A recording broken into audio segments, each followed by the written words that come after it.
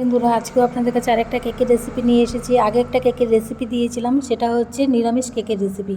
আজকের রেসিপিটা নিরামিষ নয়, আজকের রেসিপিটা হচ্ছে ডিম দিয়ে বানিয়েছি।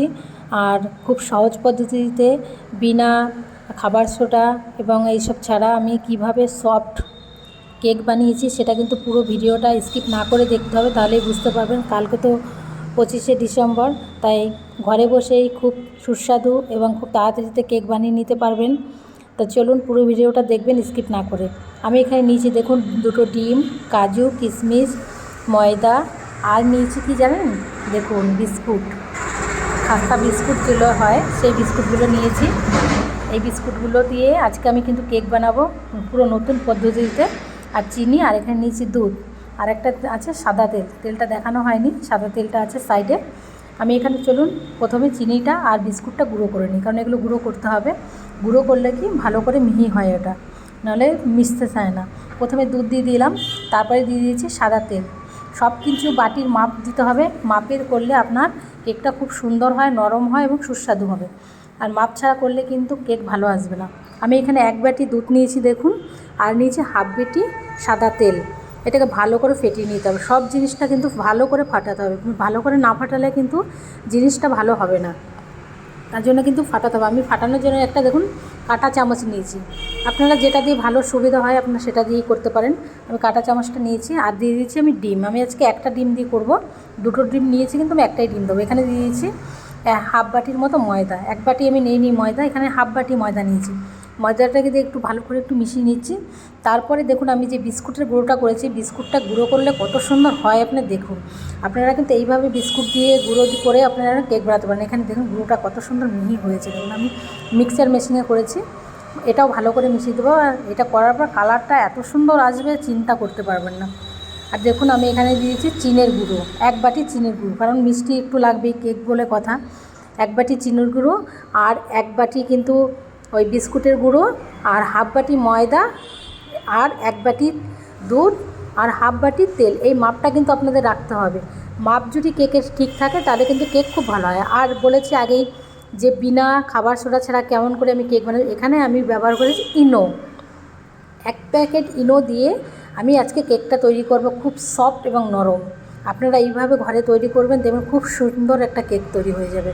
কেক বানানো কিন্তু খুবই সোজা। সবাই মানে আমরা যারা না বানাতে জানতাম আগে, তাদের মনে হতো যে কেক বানানো খুব কঠিন, কিন্তু কঠিন নয়, খুব ভালো। আমি একটু ভ্যানিলা ব্যবহার করলাম টেস্টের জন্য, ভ্যানিলাটা দিলে টেস্টটা ভালো হয়। ভালো করে ফাটিয়ে নিয়েছি দেখুন, ফাটানোর পর আমি এখন 10-15 মিনিটের মধ্যে এটা রেস্টে রেখে দেবো। আর অন্যদিকে রেস্টে দেবো, তার আগে আমি এর মধ্যে দিয়ে দিচ্ছি কাজু আর কিশমিশ। আপনারা আরও দিতে পারেন, টুটি ফুটি দিতে পারেন, তারপরে মোরব্বা দিতে পারেন, যত কিছু ফল টল দেওয়া যায় তত টেস্ট বেশি হয়। আমি এখানে কাজু আর কিশমিশটা ছোটো ছোটো করে গুঁড়ো করে কেটে আমি এটার ভিতরে মিশিয়ে দিয়েছি। দেখুন এবার আমি 10-15 মিনিটের মধ্যে এটা রেস্টে দিয়ে দেবো। আর এইদিকে আমি কেকটা কোন বাটিতে তৈরি করব সেটা আমি রেডি করছি। এখানে কিন্তু স্টিলের বাটি নিলে হবে না, একটু অ্যালুমিনিয়ামের বাটি নিতে হবে। অ্যালুমিনিয়াম বাটিতে আমি দেখুন তেল ব্রাশ করে নিচ্ছি, কারণ কেকটা যখন উঠাবো তখন উঠতে সুবিধা হবে। তেল ব্রাশ না করলে কিন্তু লেগে যাওয়ার একটু সম্ভাবনা থাকে, তার জন্য আমি একটু তেল ব্রাশ করে নিচ্ছি। এরপর তেল ব্রাশ করাটা কিন্তু ভালো করে একটু তেল ব্রাশ করতে হবে। এরপর দেখুন 10-15 মিনিট পরে চলে এলাম। ব্যাটারটা দেখুন কেমনভাবে তৈরি হবে, পুরো পাতলাও না পুরো মোটাও না, ঠিক এইভাবে কিন্তু ব্যাটারটা তৈরি করতে হবে। এরপর একটু থেপে নেব, তাহলে কি চারদিক মানে সমান যাতে হয়, সমান না হলে এবার উল্টো পাল্টা হয়ে যাবে, তার জন্য আমি সমান করে নিচ্ছি থেপে থেপে। এরপর উপরে আমি একটু ডিজাইন করে নিচ্ছি কাজু আর কিশমিশ দিয়ে, আর একটু দেবো কাজু কিশমিশটাকে ভালো করে একটু সাজিয়ে নিচ্ছি, কারণ সব কিছু সাজানোর উপর এই তো নির্ভর করে। কেকে তো যত ডিজাইন করা যায় তত দেখতে সুন্দর হয়, ক্রিম দিয়ে করে, কিন্তু আমি এটা ক্রিমের কেক করব না, এটা প্লেন শুকনো যে কেকটা হয় সেই কেকটাই বানাবো।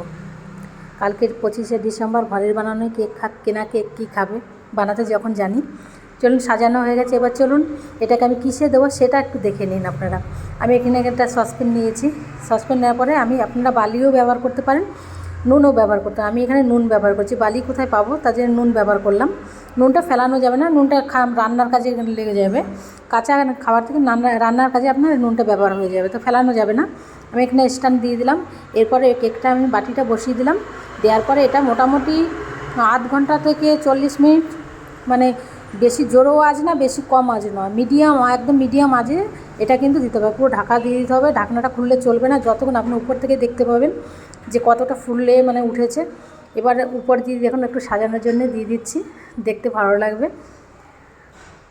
দেখতে ভালো লাগছে না? তো আজকের কেকের রেসিপিটা আপনাদের কেমন লাগলো অবশ্যই কমেন্ট করে জানাবেন, ভালো লাগলে শেয়ার করে দেবেন। আর কালকে কিন্তু 25শে ডিসেম্বর, আজকে আপনাদের রেসিপিটা দিচ্ছি, আজকে রাতেই কিন্তু আপনারা বানিয়ে নিতে পারবেন কেক, বা কালকে সকালেও কেকটা বানিয়ে নিতে পারবেন। ঠিক আছে, এইভাবে আপনারা বানিয়ে তৈরি করে নিন, কেকটা কিন্তু অসাধারণ লাগবে, খেতেও ভালো। দেখুন অনেকটা ফুলে উঠেছে না, কেকটা কিন্তু খুব সুন্দর ফুলে ওঠে, দেখুন কত সুন্দর ফুলে উঠেছে, অনেকটা ফুলে উঠেছে। আমরা মানে কেকটা তৈরি করার আগে দেখব, এবার দেখি কতটা হয়েছে। এবার একটা কাঠি নেব, কাঠি নিয়ে দেখব যে ভিতরে কতটা সেদ্ধ হয়েছে। কাঁচা থাকলে কাঠির গায়ে লেগে থাকবে, কাঁচা যদি না থাকে কাঠির গায়ে লেগে থাকবে না। ঠিক আছে, দেখুন আমার কাঠির গায়ে কিন্তু লেগে নেই, মানে কেকটা আমার পুরো রেডি হয়ে গেছে। কতটা ফুলে উঠেছে দেখেছেন, কেকটা মানে খুব সফট হবে কিন্তু। দেখুন আমার কেকটা পুরো রেডি হয়ে গেছে। এরপর একটু ঠান্ডা হওয়ার পরে আমি কেকটা নামিয়ে নেব। ঠান্ডা হয়ে গেছে, এবার আমি কেকটা নামিয়ে নিচ্ছি, দেখি কেমন হয়েছে, লেগে গেছে কি না। কেকটা নামাতে একটু কষ্ট, দেখুন নামানো হয়ে গেছে, দেখুন পুরো পারফেক্টভাবে কিন্তু কেকটা রেডি হয়ে গেছে। কেমন হয়েছে আজকে কেকটা অবশ্যই কিন্তু কমেন্ট করে জানাবেন, আর পুরো ভিডিওটা কিন্তু স্কিপ না করে দেখবেন, তাহলে বুঝতে পারবেন। আর কালকে 25শে ডিসেম্বরের জন্যে আপনাদের সবার জন্য কেক পাঠিয়ে দিলাম, বানিয়েবেন ঘরে, দেখবেন খেতে খুব ভালো লাগবে। দেখুন কত সফট হয়েছে, দেখুন একটু দেখেছেন, হাত দিয়ে চিপেছি, দেখলেই বুঝতে পারছেন কত সফট।